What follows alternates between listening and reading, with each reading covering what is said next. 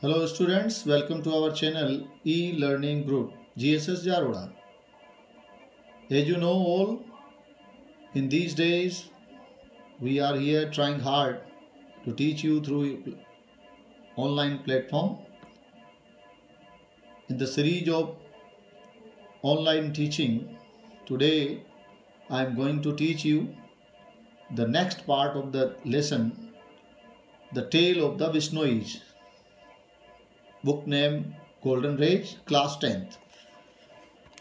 I hope you all are taking interest and trying your hard to learn these lessons.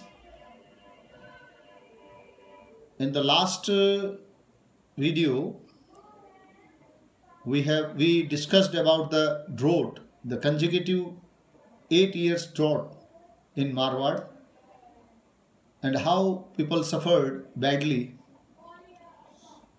तो वह विद्यार्थियों, जैसा कि अभी हमारा जो पिछला वीडियो था उसमें हमने, वैसे तो ये जो कहानी पढ़ रहे हैं हम गाडगिल साहब की, ये विश्नोई समुदाय के बारे में है और उनके जो फाउंडर हैं जंबेश्वर जी, जंबा जी, उनके बारे में जानकारी दी गई है इसमें। तो इतिहास पढ़ते पढ़ते हम पहुँचे थे कि किस तरह से एक बार 1451 में जब राव जोधा जी का शासन था तो उस दौरान एक पीपासर नामक गांव में ठाकुर लोहट और मदर हंसा देवी ने एक पुत्र को जन्म दिया। Extra ordinary, not ordinary, extra ordinary child का जन्म हुआ और ये थे हमारे जंबेश्वर जी। और फिर उसके बाद उन्होंने किस तरह से अपने चाइल्डहुड में अपनी रुचि दिखाई और यही पैटर्न जो है आगे जाकर उनके लाइफ का प्रिंसिपल्स बन गया, सिद्धांत बन गया। किस तरह से जीवों पर दया करना, जीवों की रक्षा करना, पर्यावरण की रक्षा करना, पर्यावरण का आनंद लेना, वो उनके लाइफ का चाइल्डहुड में पार्ट था। इसको हमने डिस्कस किया था। और इसी दौरान एक जो नेचुरल कैलामिटी का सामना किया वहाँ के लोगों ने, 8 साल तक मारवाड़ में बहुत ही भयंकर ड्रोट लगातार कंसेक्यूटिव 8 इयर्स तक जारी रहा। और लोगों की स्थिति क्या हुई, लोगों ने किस तरह से इस टाइम को फेस किया, और कई तो इसमें काल के ग्रास बन गए, मर गए, डेथ हो गई। लेकिन जो संपन्न लोग थे, जो प्रॉस्पेरस लोग थे, ठाकुर लोहट साहब जैसे, वो जैसे तैसे अपने आप को बचा पाए, अपने पास स्टोर्ड अनाज के बल पर। देखिए, इसी क्रम में हम आगे चलते हैं। जो हमने लास्ट पढ़ा था उसको देखा, the only people to hold on, यानी जो केवल व्यक्ति जो बचे थे, जो बच पाए, वो लोग कौन थे? Were big landlords. वो थे जो बड़े लैंडलॉर्ड्स जो थे, जमींदार थे, लाइक जंबाजीज फादर, जंबाजी के पिताजी की तरह जो बड़े बड़े लैंडलॉर्ड्स थे, केवल वही लोग बच पाए। विद ह्यूज स्टोर्स ऑफ बाजरा, जिनके पास में बहुत ज़्यादा बड़ा स्टोर था, बहुत बड़ा अधिक स्टोर था बाजरे का। That somehow lasted through the difficult times, जो कि जैसे तैसे इस बुरे समय को निकाल पाया, इस डिफ़िकल्ट टाइम में चल पाया। लास्ट माने जानते ही हैं आप, लास्ट माने जारी रहना। तो इसी पैटर्न में हम आगे चलते हैं। जंबाजी वॉज मच अफेक्टेड। ये जो बातें थी, ये जो स्थिति हुई, इससे जंबाजी बहुत ही ज़्यादा प्रभावित हुए, बहुत ही ज़्यादा वो प्रभावित हुए। जंबाजी was much affected by this drought. इस ड्रोट से वो बहुत ही ज़्यादा प्रभावित हुए। मेनी वर द नाइट्स, कई कई रातें, ही स्पेंट इन, कई कई रातें उन्होंने जो है वो वेकफुलनेस में बिताई, अर्थात जागते हुए निकाली। वेकफुलनेस का मतलब जागते हुए। बिकॉज ऑफ द सफरिंग, किसके कारण? उस पीड़ा के कारण। देखिए, बचपन में ही उनके अंदर दूसरे प्राणियों की चिंता, दूसरे प्राणियों के प्रति काइंडनेस का भाव था कि जब वो ड्रॉट पड़ा तो उस ड्रॉट के कारण जो हालात बने उसमें बहुत से लोग मर गए और लोग पीड़ित थे, तो उन्हें नींद नहीं आई। कई कई रातों तक वो जागते रहे। Many were the nights he spent in wakefulness because of the sufferings he saw around him. अपने आसपास जो भी पीड़ा उन्होंने देखी उसको देख करके उनको रातों में नींद नहीं आती थी, कई कई रात वो नहीं सोए। द डाइंग कैटल, जैसे ये नज़ारे उनके दिमाग में घूमते थे। मरते हुए पशु, आज इंसानों की लोग परवाह नहीं करते, लेकिन मरते हुए पशु की भी उन्होंने अपने मन में, उसकी पीड़ा भी उनको सहन नहीं हुई। द स्टार्विंग, भूख से मर रहे, स्टार्विंग माने भूख से मर रहे चिल्ड्रेन, भूख से मर रहे बच्चे, उनके दृश्य। They haunted him day and night. ये दोनों दृश्य जो थे, dying cattle and starving children, दोनों ही उनको दिन और रात जो है डराते थे। ये दोनों ही दृश्य उनको दिन और रात डराते थे। हॉन्टेड हिम, हॉन्ट माने डराना। एंड फाइनली, अल्टीमेटली, फाइनली माने होता ultimately, at last, eventually. We have 4 words for it. Finally, at last, eventually, ultimately, at the age of 34, अंत में जब वो 34 वर्ष के हुए तो ही हैड अ विजन, उनको एक स्वप्न आया। Vision means dream, vision means dream. उन्होंने एक स्वप्न देखा। When at the age of 34 he saw, क्या देखा उन्होंने उसमें? ही सा मैन इंटॉक्सिकेटेड।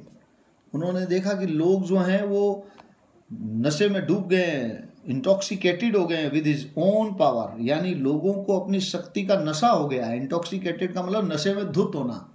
ऐसे इंटॉक्सिकेटेड का शाब्दिक वर्ड मीनिंग होती है नशे में धुत होना, लेकिन यहाँ पर मतलब सत्ता का जो नशा होता है, शक्ति का जो नशा होता है, पावर का। तो मैन, उन्होंने देखा कि मनुष्य जो है वो अपनी शक्ति का के नशे में धुत हो गया है। Destroying the world around him, और इस नशे में वो दुनिया को क्या कर रहा है? नष्ट कर रहा है। अपने आसपास की दुनिया को डिस्ट्रॉइंग कर रहा है, नष्ट कर रहा है अपने आसपास। And he decided to change it all. और फिर उन्होंने, जैसा कि जितने भी पैगंबर हुए हैं, प्रॉफिट्स हुए हैं, पीर फकीर हुए हैं, अवतार हुए हैं, ईश्वर के जो दूत हैं जो धरती पर इन्हीं चीज़ों के लिए आए हैं, उनको परिवर्तन लाना होता है। ईश्वर द्वारा उन्हें अपना मैसेंजर बना के भेजा जाता है। अन्याय के विरुद्ध लड़कर न्याय की व्यवस्था लागू करने के लिए भेजा जाता है। तो ठीक उसी तरह से इस माहौल को चेंज करने के उन्होंने डिसाइड किया, जैसा कि उनका जन्म भी इसी कारण से हुआ था। And decided to change it all, और उन्होंने ये सब बदलने का फैसला किया। If life was to flourish again in this desolate land, उन्होंने एक दिमाग में उनके एक बात आई कि यदि life was to flourish again, एक बार फिर इस निर्जन स्थान पर, डिजोलेट का मतलब निर्जन, उजाड़ जगह पर, उजाड़ जमीन पर अगर एक बार जीवन को फिर एक बार फ्लरिश कर दिया जाए, फ्लरिश का मतलब पनपा दिया जाए, उनका मानना था। Jambaji saw that man would have to live in a different way। तो फिर जम्बाजी ने देखा अगर एक बार यहाँ पर जीवन को पुनः इस डिजोलेट लैंड में, अर्थात इस उजाड़ जमीन पर जीवन को फिर एक बार फ्लरिश कर दिया जाए, तो Jambaji saw that man would have to live in a different way। तो मनुष्य एक अलग तरीके से जीवन जीने लग जाएगा, उसके तरीके बदल जाएंगे, उसके जो नेगेटिव तरीके हैं वो बदल जाएंगे। And according to different tenants and beliefs, and according to different tenants and belief, यानी जो भिन्न भिन्न सिद्धांत हैं, मान्यताएं हैं, उनके अनुसार जो है, टेनेंट्स एंड बिलीफ्स का मतलब मान्यताएं, रूल्स जो है, उसके अनुसार उसकी जो विचारधारा है, इसका रहने का तरीका जो है वो बदल जाएगा। अगर एक बार फिर यहाँ जीवन को कायम किया जाए, जीवन को फ्लरिश किया जाए, ऐसा उनका मानना था, उन्होंने माना और उसी के तहत उन्होंने कोशिश की, प्रयास किया। Jambaji wanted the earth to be covered once again by an abundance.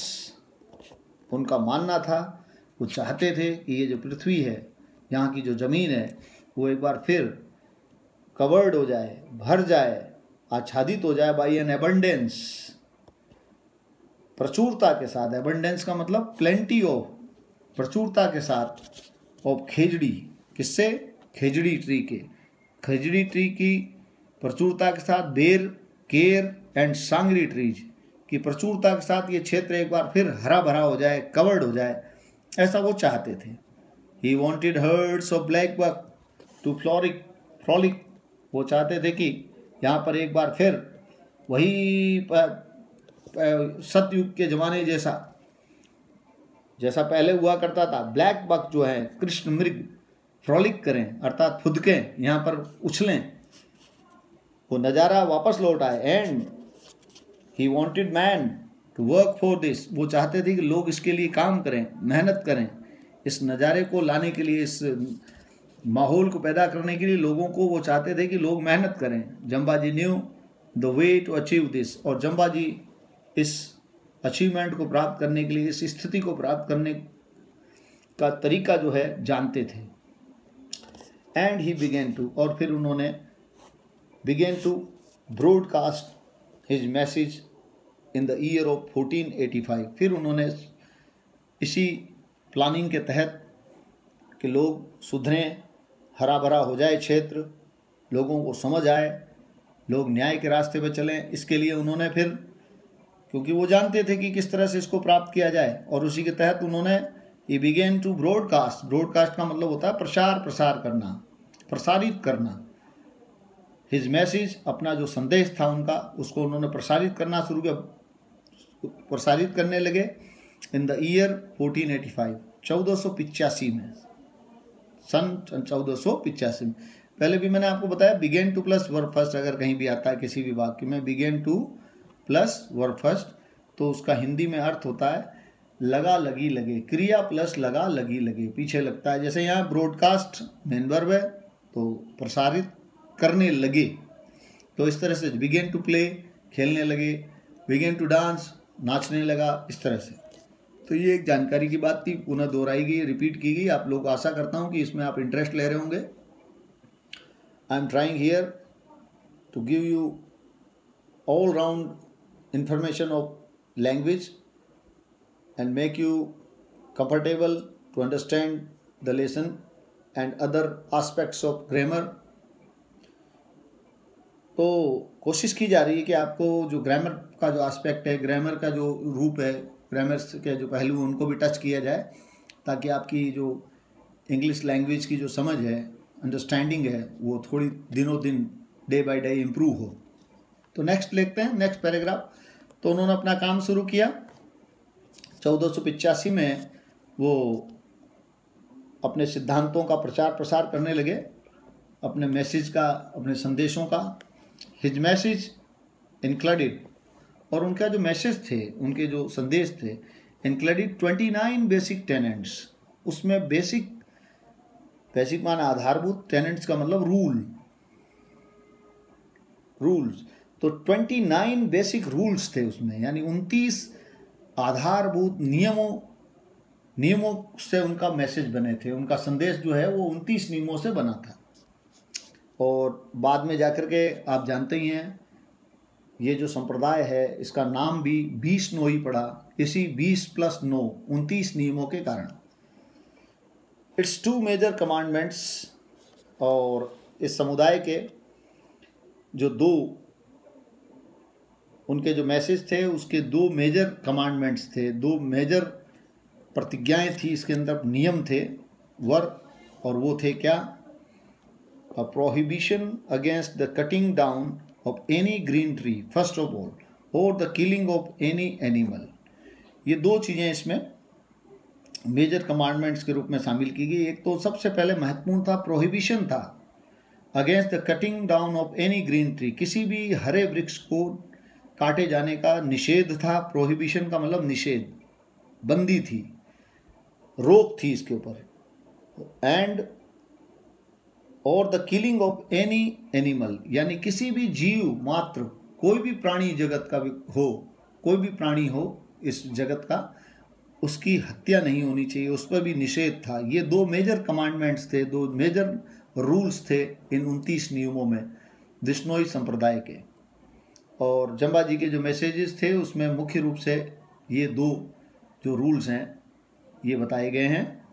क्या थे वो? Prohibition against the cutting down of any green tree और the killing of any animals. तो मेजर बात क्या आई? हरे भरे वृक्ष को बचाना, और दूसरा किसी भी प्राणी को मारने से या मरने से बचाना, मारने से बचाना, किलिंग उसकी रोकना। जम्बा जीज मैसेज ऑफ ह्यूमैनिटी, और जम्बा जी का जो मानवता का जो संदेश था, and respect for all living things, और जितनी भी सजीव चीज़ हैं उन सब का जो रेस्पेक्ट करने का जो भाव है, सम्मान करने का भाव है, वो ईगरली एक्सेप्टेड, लोगों द्वारा क्या कर लिया गया, बहुत ही जागरूकता के साथ, आतुरता के साथ, इरादे के साथ लोगों द्वारा क्या कर लिया, ईगरली मतलब आतुरता के साथ, इरादे के साथ लोगों द्वारा इन नियमों को, मानवता के इस संदेश को और respect for all living things का जो संदेश था उसको स्वीकार कर लिया गया। His teachings prompted the inhabitants of hundreds of villagers, और इनकी जो टीचिंग्स थी, उनके जो मैसेजेस थे, उनकी जो शिक्षाएं थी, उन्होंने प्रॉम्प्टेड किया, प्रेरित किया, इंस्पायर्ड किया द इनहेबिटेंट्स का मतलब रहने वाले, सिटीजन्स रहने वाले, रहवासियों को, ऑफ हंड्रेड्स ऑफ विलेजेस, सैकड़ों गांव के लोगों को, टू रीक्लोथ, क्या करने के लिए, टू रीक्लोथ, रिकवर, रिक्लोथ का मतलब यहाँ पर क्या है, क्लोथ माने वैसे होता है कपड़ा, और यहाँ पर इसका मतलब है रिक्लोथ का मतलब, और वैसे एक फंडा बताया था मैंने, जिस किसी भी वर्ड के पहले री लग जाता है उसका मतलब पुनः होता है।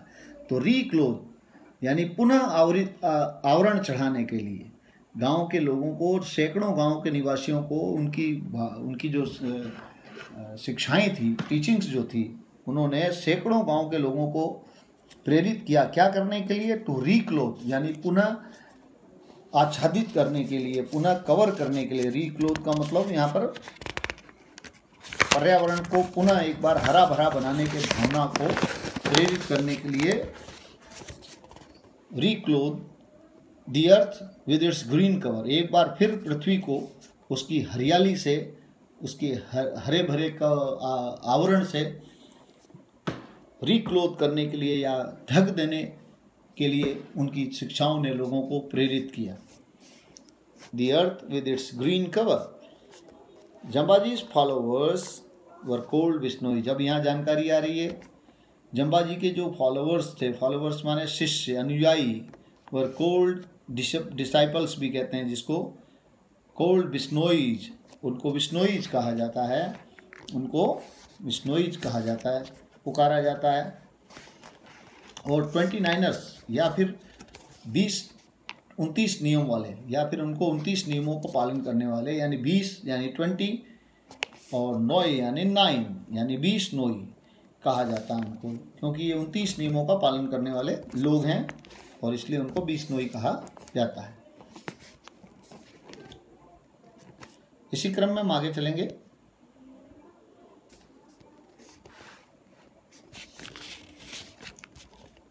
बिकॉज,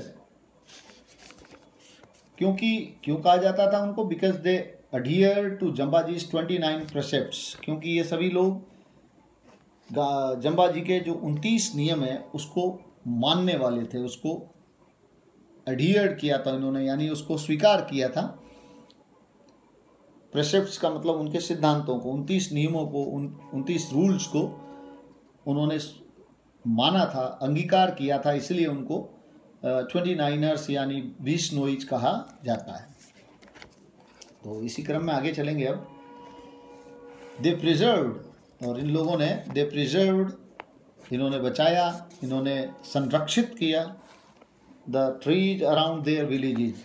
बिश्नोई लोगों ने अपने आसपास गांव के जितने भी ट्रीज थे उनको प्रिजर्व्ड किया, around their villages and protected black bucks chinkaras. और इसके अलावा इन्होंने जो अन्य प्राणी हैं, एनिमल्स जो हैं, उनमें black bucks, chinkara, peafowl and owl, मोर वगैरह जो हैं, मोरनी and all other birds and animals, और अन्य जितने भी पशु और पक्षी हैं उनको उन्होंने बचाने की कोशिश की, संरक्षित करने की कोशिश की।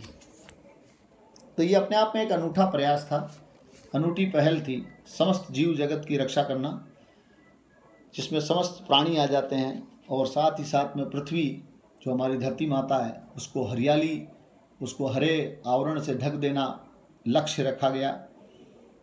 ग्रेजुअली और धीरे धीरे देयर टेरिटोरी, और इसी कारण से बिश्नोइयों की जो ये टेरिटोरी थी, क्षेत्र जो था, टेरिटोरी का मतलब क्षेत्र, बिकेम कवर्ड बाय ट्रीज, ये पेड़ों से आच्छादित हो गया। देयर कैटल, और इनके जो मवेशी हैं, हैड अबंडेंट ब्राउज, अब उनके लिए खाने के लिए पर्याप्त मात्रा में, अबंडेंट का मतलब सफिशिएंट, प्लेंटी ऑफ ब्राउज यानी हरी टहनियाँ और पत्तियाँ उनके लिए उपलब्ध थी। There land recovered it's fertility, और इनकी जो लैंड्स थी यानी इनकी जो धरती थी, यहाँ की जो भूमि थी, उसने पुनः एक बार अपनी फर्टिलिटी को, अपनी उर्वरता को, फर्टिलिटी का मतलब उर्वरता, पैदा करने की जो क्षमता होती है उसको फर्टिलिटी कहा जाता है। और इनफर्टिलिटी इसका ऑब्जेक्ट होता है, इसका मतलब होता है बंजर होना, बंजरता होना, या जिस अनउर्वरता कहते हैं जिसको। And the Bishnois became prosperous people, और इसी कारण से बिश्नोई जो थे वो एक काफ़ी संपन्न लोग बन गए, काफ़ी संपन्नता आ गई। देखिए, थोड़े से प्रयास से, और ये सीख हम सभी को लेनी चाहिए, हमें भी अपने जीवन में अगर प्रॉस्पेरिटी लानी है, शांति लानी है, सहजता लानी है, तो निश्चित रूप से हमें भी इसी तरह के पैटर्न अपने आसपास के माहौल में लागू करने होंगे। अपने आसपास के माहौल में इस तरह के माहौल को, पैटर्न को अपनाना होगा, फॉलो करना होगा। नेक्स्ट पैराग्राफ देखें। बट आउटसाइड देयर टेरिटरी, देखिए ये अंतर अब पता चलेगा।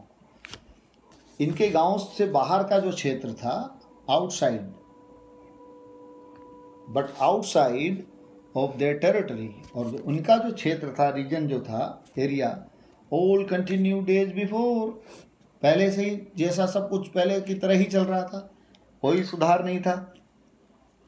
अभी भी मारवाड़ के वो क्षेत्र जो इनके गांव से अलग थे, दूसरे थे, परे थे, वहाँ हालात वैसे के वैसे ही कमोबेश बने हुए थे। Nevertheless the same condition, the land was still being, क्या हालात थे वहाँ, वहाँ अभी भी जो धरती थी, स्टिल बीइंग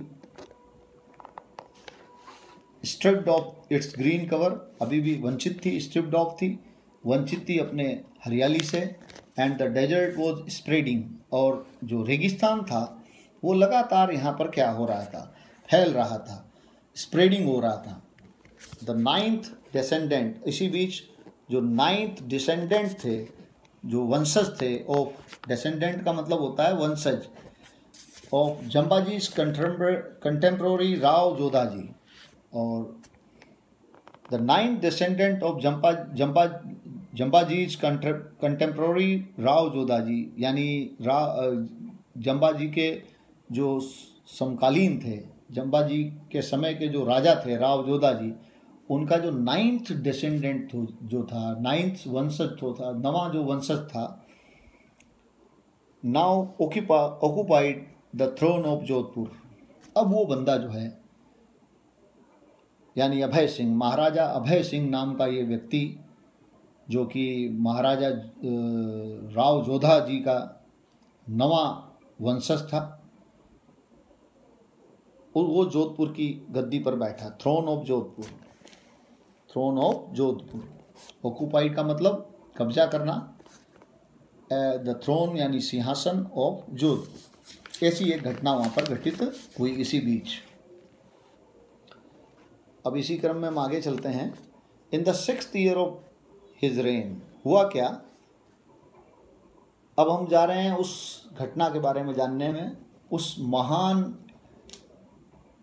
यूनिक सेक्रीफाइस के बारे में जिसके तहत 363 लोगों ने अपना जीवन का बलिदान दे दिया था पेड़ों को बचाने के लिए, पर्यावरण की रक्षार्थ, पर्यावरण की रक्षा करने के लिए, for the protection of environment they sacrifice their lives. Not 1 2 3 4, no, not 100, no 200, 363 people. ये अपने आप में एक अनूठी शहादत है। एक डेफिनेटली इस सेक्रीफाइस को इतिहास में एक विचित्र और महानतम शहादतों में से, सेक्रीफाइस में से माना जाता है। तो हुआ क्या, in the 6th year of his rain, ये जो नए जो राजा बने जोधपुर के, जो किंग बने अभय सिंह, उस अभय सिंह के शासनकाल में 1730 में, जब उसका 6ठा साल चल रहा था शासनकाल का, दिस महाराजा अभय सिंह, यानी ये महाराजा अभय सिंह डिसाइडेड, महाराजा ने डिसाइड किया, और क्या करने का डिसाइड किया, to construct a palace for himself, अपने स्वयं के लिए एक महल बनाने का महल का निर्माण करने का विचार किया उन्होंने, निश्चय किया, निर्णय किया। अ ब्यूटीफुल पैलेस, और एक बहुत ही सुंदर महल, मेड ऑफ द फेमस, जो किससे बना हो, made of the famous red sandstone, यानी जो लाल पत्थर जो होते हैं, फेमस लाल पत्थर ऑफ, यानी सैंडस्टोन ऑफ जोधपुर। जोधपुर का जो फेमस जो लाल पत्थर होता है, छीतर का जो भाटा होता है, उससे अपने महल को बनाने की उन्होंने योजना बनाई। This would need a lot of lime, और इसमें बहुत ज़्यादा, इस निर्माण कार्य में लाइम की आवश्यकता थी, अर्थात चूने की आवश्यकता थी। लाइमस्टोन इज, और ऐसे में जो चूना पत्थर था, is of course quite abundant, बहुत ज़्यादा प्रचुरता में पाया जाता था इन दिस, इस क्षेत्र में ये बहुत ही ज़्यादा प्रचुरता में पाया जाता था।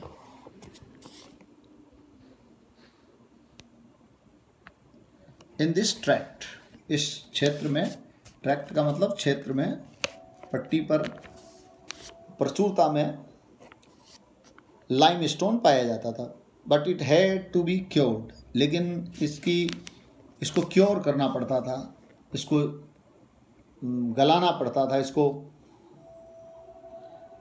पिघलाना पड़ता था। And the lime kilns would need a lot of fuel, और जो भट्टी होती थी, लाइम किल्न्स का मतलब चूने के जो भट्टे होते थे, would need a lot of fuel, और उनको बहुत ज़्यादा ईंधन की आवश्यकता होती थी। इन लाइम स्टोन्स को चूना बनाने के लिए, चूना का रूप देने के लिए, क्योर करने के लिए, लाइम किल्न्स जो थी, किल्न्स का मतलब होता है भट्टी, लाइम किल्न्स का मतलब चूने के जो भट्टे होते हैं, जिसमें चूना लाइम स्टोन को डाल करके और चूने का रूप दिया जाता है। इनमें फ्यूल की, लॉट ऑफ फ्यूल की आवश्यकता होती है, बहुत ज़्यादा ईंधन की, फ्यूल माने ईंधन की आवश्यकता होती है। तो इसी क्रम में नेक्स्ट पैराग्राफ लेते हैं।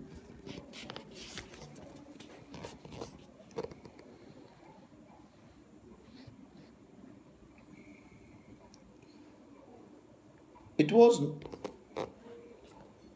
नॉट एन ईजी जॉब, और ये कोई आसान काम नहीं था।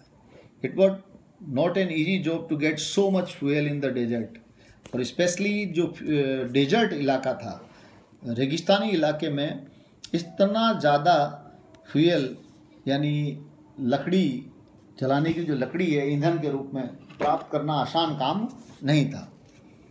But as luck would have, लेकिन जैसा कि भाग्य को मंजूर था, किस्मत में लिखा था, हुआ क्या, there was a large settlement of Bishnoi just 16 miles from Jodhpur. किस्मत से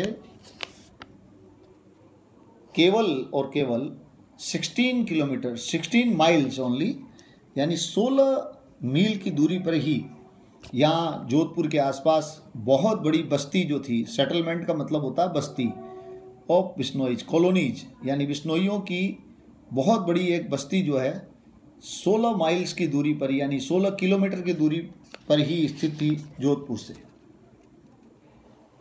दीज, और ये पीपल जो थे अर्थात यहाँ के जो निवासी थे, हैड एक्सेप्टेड जम्बाजीज प्रिसेप्ट्स, यहाँ के लोगों ने जम्बाजी के जो प्रिसेप्ट्स थे, रूल्स जो थे, सिद्धांत थे, उनको स्वीकार कर लिया था। नियरली 2.5 सेंचुरीज अगो, यानी लगभग 250 साल पहले ही यहाँ के लोगों ने जम्बाजी के सिद्धांतों को पालन कर लिया था, उसको अपना लिया था और बिश्नोई कहलाए थे। And had nursed hundreds of khejri trees near their villages, और उन्होंने अपने गांव के आसपास सैकड़ों खेजड़ी पेड़ों को नर्स किया, उनका पालन पोषण किया, उनको पनपाया, उनकी सेवा की। And there was excellent limestone, और इसके अलावा वहाँ पर बहुत ही उच्च श्रेणी के जो लाइमस्टोन हैं, too near one of their villages Khejri. और देखिए दोनों ही रिक्वायर्ड चीज़ें जो थी, महल के लिए ज़रूरी थी लाइम स्टोन और दूसरा ईंधन।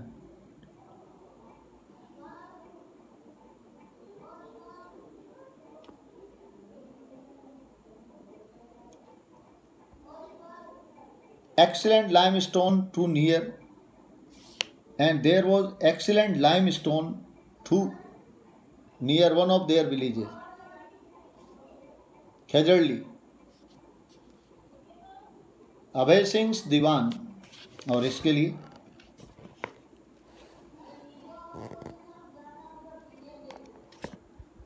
अभय सिंह दीवान ऑर्डर्ड,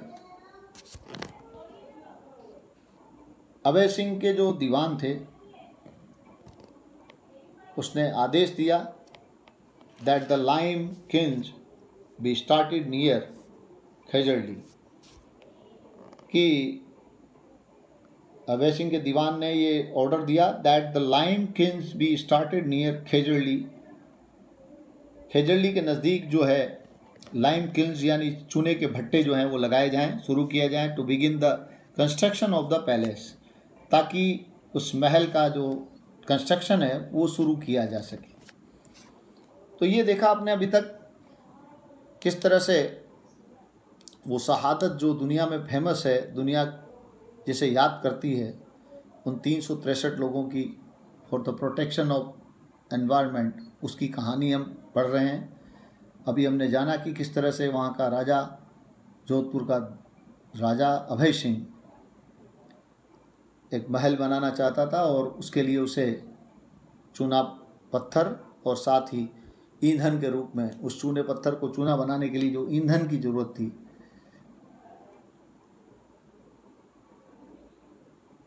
लकड़ी जलाने की लकड़ी, उसकी आवश्यकता थी, और उसके लिए उन्हें अपने नज़दीकी खेजड़ी गांव में उपयुक्त स्थिति मिली एंड प्रॉपर प्लेस मिला उनको, जहां उन्हें ट्रीज भी मिल सकते थे, लकड़ी भी मिल सकती थी और लाइमस्टोन भी मिल सकता था। तो that's all for the day. आज के लिए स्टूडेंट्स इतना ही सफिशिएंट होगा। नेक्स्ट वीडियो में हम आगे की कहानी पढ़ेंगे और होप करते हैं कि आप लोग इस कोरोना काल में अपनी स्टडीज़ पर फोकस कर रहे होंगे, सीरियस हो रहे होंगे, और डेफिनेटली अब बोर्ड क्लासेस के जो बच्चे हैं, स्टूडेंट्स हैं, उनको तो अब सीरियस होना ही होगा। तो please be serious towards your studies.